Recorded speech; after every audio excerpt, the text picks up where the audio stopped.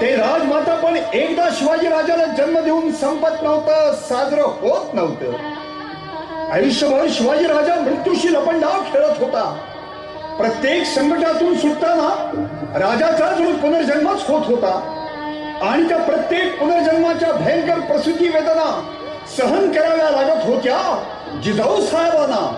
न कंता न विव्हळता आऊसाहेबांना वंदन करण्यासाठी महाराज, महाराणी साहेब आणि युवराज आले. त्यांनी शिवबाला लहानपणी मातीचे डोंगर किल्ले म्हणून खेळायला पडून दिले. आता त्या मातीच्या ढिगांचा रायगड झाला होता.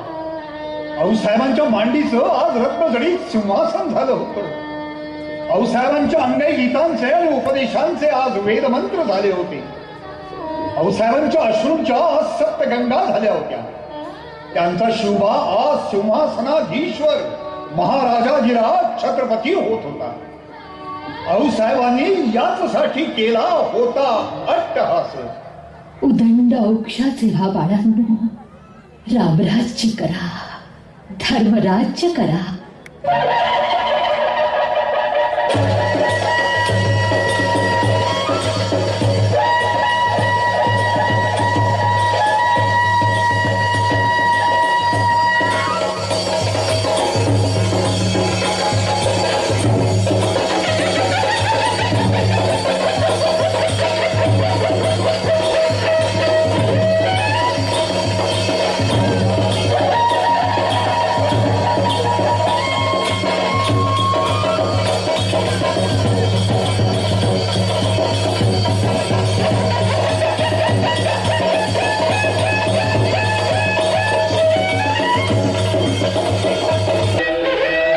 सिंहासनाच्या पायऱ्या पाहून महाराजांना जाणवत होतं की ही पहिली पायरी म्हणजे माझे बाजी पासळकर आहे, ही दुसरी पायरी म्हणजे माझे बाजी प्रभू देशपांडे आहे, ही तिसरी पायरी म्हणजे माझा सूर्यजी काकडे आहे, ही चौथी पायरी म्हणजे माझा तानाजी आहे. हे सारे वीर स्वराज्यासाठी मरण पावले, म्हणूनच मला या सिंहासनाच्या पायऱ्या चढता येत आहे.